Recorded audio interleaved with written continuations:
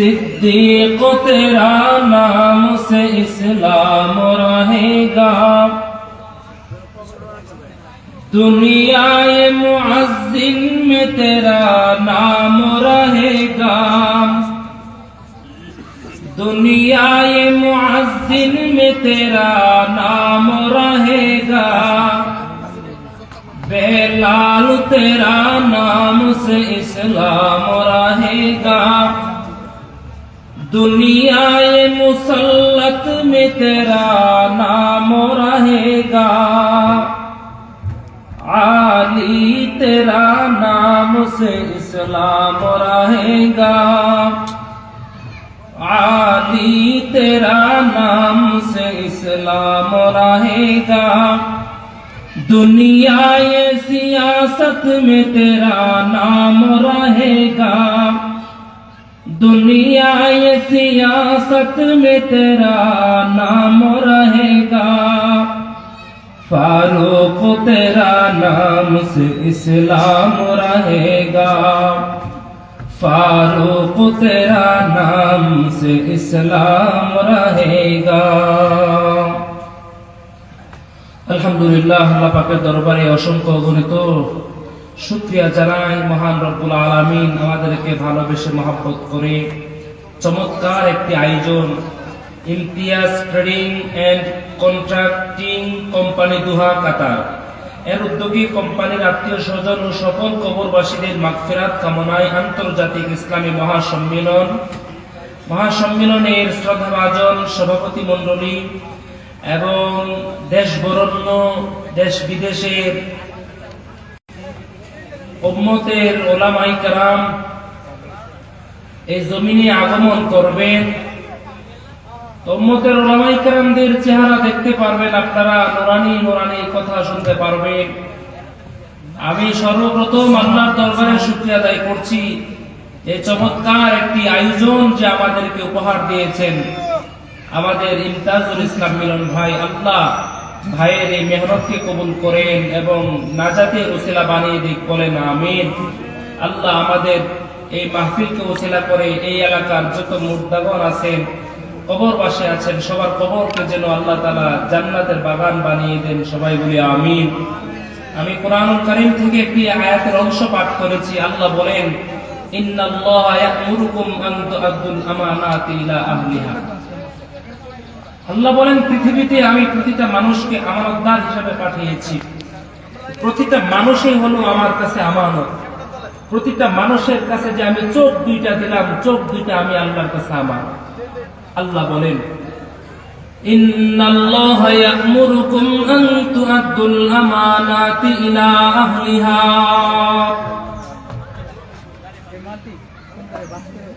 আল্লাহ ডাক দেয়া বলেন, বান্দা আমার, তোমার কাছে যে জবান আছে আমি আল্লাহর পক্ষ থেকে আমানত। তোমার কাছে যে চক্ষু আছে আমি আল্লাহর পক্ষ থেকে আমানত। তোমার কাছে যে দুইটা হাত আছে আমি আল্লাহর পক্ষ থেকে আমানত। তোমার কাছে যে জবান আছে আমি আল্লাহর পক্ষ থেকে আমানত।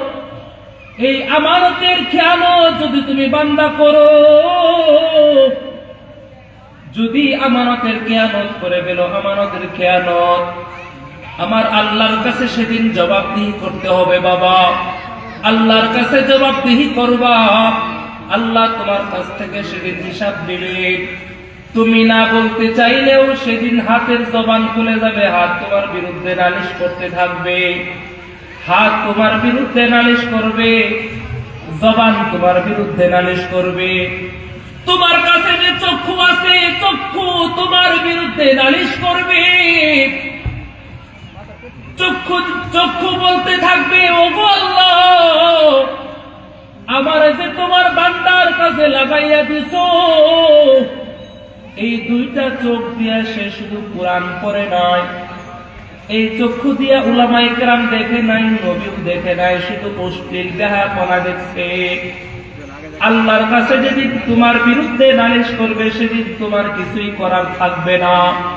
সেদিন তোমার কিছুই করার থাকবে না, সেদিন তোমার কোনো কাজই আসবে না, তোমার সমস্ত চেষ্টা ব্যর্থ হয়ে যাবে, সমস্ত চেষ্টা ব্যর্থ হয়ে যাবে।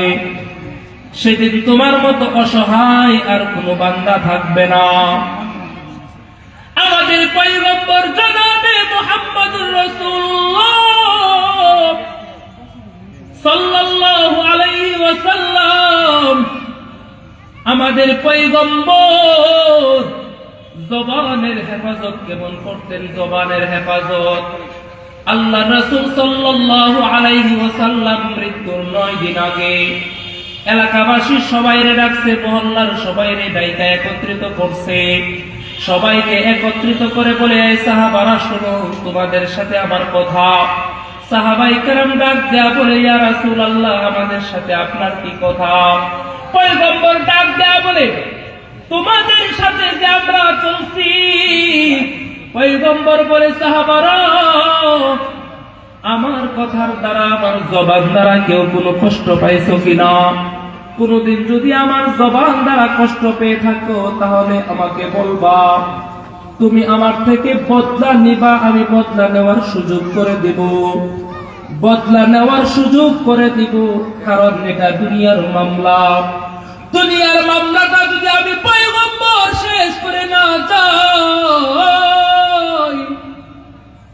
হাসরের ময়দানে আমার আল্লাহ যদি আমাকে এখানে দাঁড় করায় দেয় বিচারের কাঠগড়ায়, নিশ্চয় নবীগণের কোনো গুনাহ নাই, নবীরা হলেন নিষ্পাপ।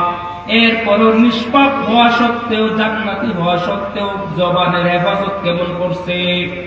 আর আমাদের জীবনে গুনাহ ছাড়া নেক কাজ তো আমরা ধারে কাছেও যাই না। এত গুনাহ করেও আল্লাহর কাছে আমরা অনুতপ্ত হই না। পয়গম্বর ডাক দেয়া বলেন, কে আছো? আমার জবান দ্বারা কষ্ট পেয়ে থাকলে বলবা, আমি তোমার থেকে মাফ চেয়ে দেব, বদলা নিয়ে সমান সমান হয়ে যাবে। বারবার যখন বলতেছে, লম্বাটা আমি সংক্ষিপ্ত করে দিলাম। বাবা শোনো, উলামায়ে কেরাম আসবে, কিছু না বুঝলেও উম্মতের উলামায়ে কেরামের চেহারার দিকে শুধু তাকায় থাকবা। আমার আল্লাহ তোমার জীবনের সমস্ত সগীরা গুনাহগুলো মাফ করে দেবেন। সুবহানাল্লাহ। আমার যুবক ভাইয়েরা, মুরব্বী বাবারা, শোনো, মনোযোগ দিয়া শোনো। বাবা, আমি তোমাদেরকে যেই কথাটা বলতেছিলাম, বাবা, জীবনে কত আওয়াজ শুনছো, আজকের আওয়াজটার সাথে অন্য আওয়াজের কোনো মিল পাইবা না।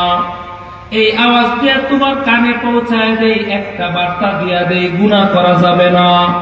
জবান দ্বারা কত ভাইকে কষ্ট দিছো তোমার জানাও নাই। এই জবান দ্বারা কত ভাইয়ের নামে মিথ্যা সাক্ষী দিছো জানা নাই। এই জবান দিয়ে কত ভাইয়ের নামে গীবত করলা জানা নাই। তোমার মসজিদের ইমাম সাহেব বলো, মাদ্রাসার হুজুর বলো, কত কটূক্তি করছো তোমারও মনে নাই।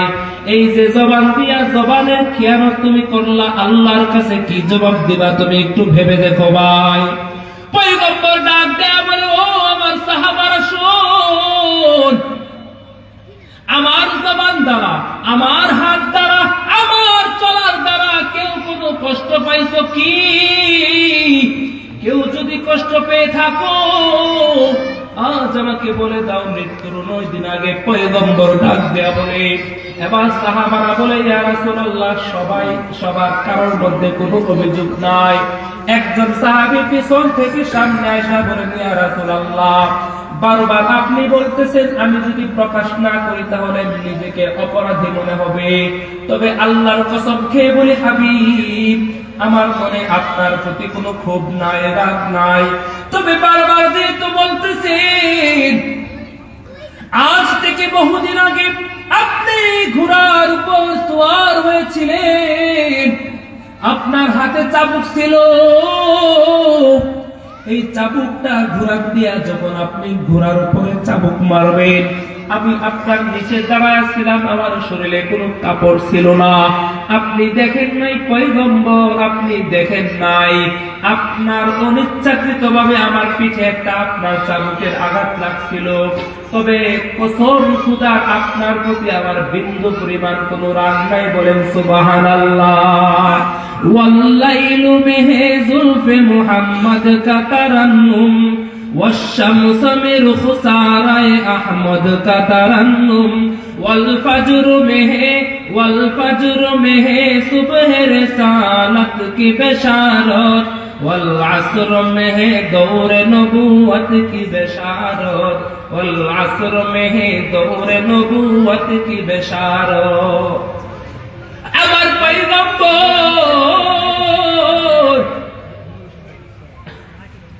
যখন এই কথা শুনলেন, পয়গম্বর ডাক দেয়া বলেন, সাহাবী সামনে আয়। সাহাবীদের সামনে আইনা হাজির করছি। হাজির করার পর পয়গম্বর ডাক দেয়া বলে, তোমাকে আমি যতটুকু জোরে আঘাত করছি তুমি ততটুকু জোরে আমারে একটা আঘাত করবা, চাবুকটা নিয়ে আসো। এবার সাহাবী চিন্তায় পড়ে গেল, আমি পয়গম্বরকে আঘাত কেমনে করব, অসম্ভব, আমার দ্বারা সম্ভব না, তা আমি করতে পারবো না, আমার দ্বারা সম্ভব না। পয়গম্বর বলে, না, তোমার বদলা নিতেই হবে, কারণ এটা দুনিয়ার মামলা। দুনিয়ার মামলাটা যদি তুমি আমাকে শেষ করতে না দাও তাহলে আমি মানতেছি না, তাহলে আমার পক্ষে মানা সম্ভব না। নবী বলার পরে এবার সাহাবী একটা কৌশল করে দিল। কৌশল, সাহাবী বলে, ইয়া রাসূলুল্লাহ, আপনার থেকে বদলা নিতে হইলে আপনার ওই চাবুকটা দরকার, যে চাবুকটা দিয়া আমারে আপনি আঘাত করছিলেন। পয়গম্বর সাথে সাথে সাহাবীরে ফাতেমার ঘরে পাঠায় দিয়া বলে, যাও ফাতেমার ঘরে যাইয়া আমার ওই চাবুকটা দিয়ে আসো। ওই চাবুকটা আনার জন্য ফাতেমার ঘরে গেছে। ফাতেমা রাদিয়াল্লাহু তাআলা আনহার কাছে গিয়া বলে, নবী বলেছেন, তোমার আব্বু বলেছেন চাবুকটা দেওয়ার জন্য। এবার ফাতেমা রাদিয়াল্লাহু তাআলা আনহা চাবুকটা বের করে দিলেন এবং ঘটনা শুনলেন। শোনার পরে দেখে আমার আব্বুজিকে কে যেন বদলা নিতে চান, মারতে চান। ওই আমার সন্তানরা কই, কই রে হুসাইন, কই রে হাসান, তোরা দুই ভাই কই, তাড়াতাড়ি আয়, তোমার নানাজির কাছে যাইবা। নানাজির কাছে যাওয়ার পর কোন ব্যক্তিটা তোমার নানাজির থেকে বদলা নিতে চায়, ওই ব্যক্তিটার সামনে তোমরা দুই ভাই যাইয়া উপর হইয়া পড়ে যাইবা। উপর হয়ে পড়ে যাওয়ার পর ওই ব্যক্তিটারে বলবা, সাবধান, আমাদের নানাজির শরীরে কোনো আঘাত করবা না, আমাদের নানাজির শরীরে মশা মাছি বসা হারাম, সাবধান, আমাদের নানাজির শরীরে আঘাত করবা না। যতটুকু মারার ইচ্ছা হয়, যতটুকু বদলা নেওয়ার দরকার হয়, আমাদের দুই ভাইকে মারবা। যতটুকু বদলা নেওয়ার দরকার আমাদের দুই ভাইকে প্রহার করে বদলা নিয়ে নাও। সাবধান, আমাদের নানাজির শরীরে আঘাত করবা না। পয়গম্বর দুই ভাইকে বুঝায় শোনায় দিল, নিতে দিলেন না। এবার ডাক দেয়া বলেন, রাসূল, এ সাহাবী, চাবুক নিয়ে আসছি, তুমি আমাকে প্রহার করবা, তুমি আমাকে প্রহার করো। এবার সাহাবী ডাক দেয়া বলেন, ইয়া রাসূলুল্লাহ, বদলাই যেহেতু নিব, আপনি আমারে চাবুক দেয়া যখন আঘাত করছিলেন তখন তো আমার শরীরে কোনো কাপড় ছিল না, আপনার শরীরেও কোনো কাপড় থাকতে পারবে না, খুলতে হবে। জোরে বলেন আল্লাহু আকবার। আমার মুরব্বী বাবারা, জীবনে কত পাপ করছো ও যুবক ভাই, আমরা আমাদের জীবনের হিসাবের খাতা যদি খুলি, আমাদের মতো পাপী আর কেউ নাই। মনে করছো তোমার গুনাহ কেউ দেখে নাই, কেউ জানে না, দুনিয়ার কেউ না জানলে একমাত্র আমার রব জানে। আর পাপ আমার আল্লাহ জানলেই হবে, আর কারো জানার দরকার নাই, কারণ হাসরের ময়দানে বিচারক আমার আল্লাহই হবে।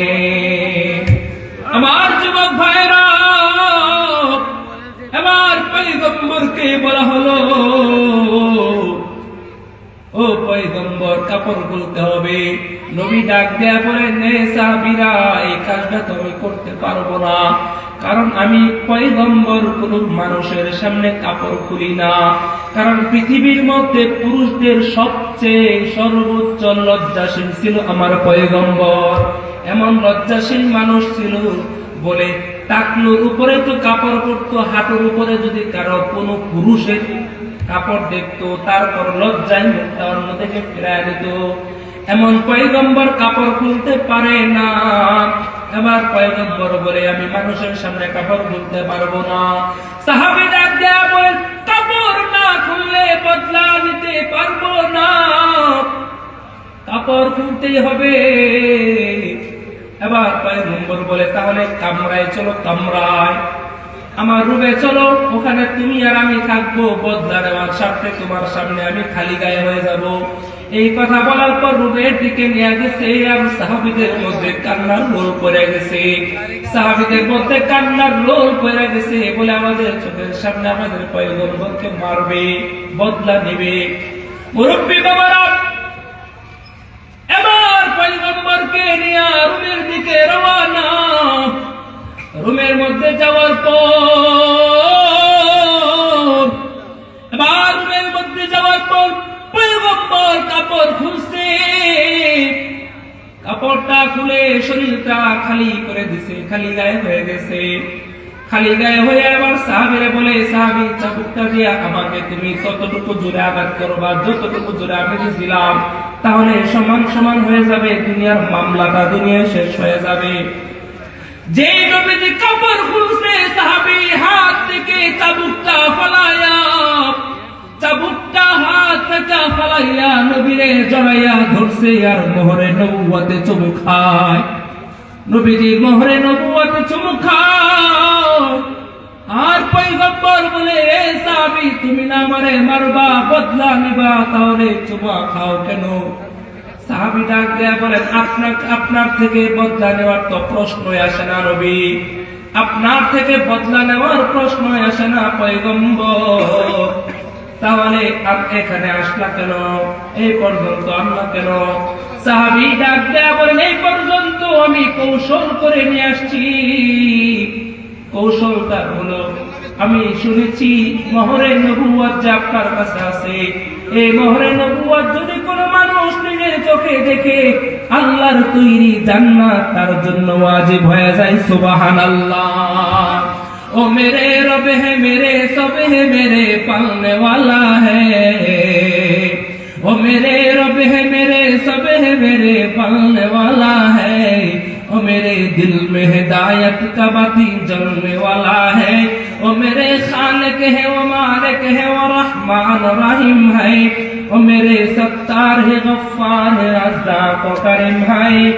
ज़बान खुले पढ़ें ना अल्लाहु আকবার।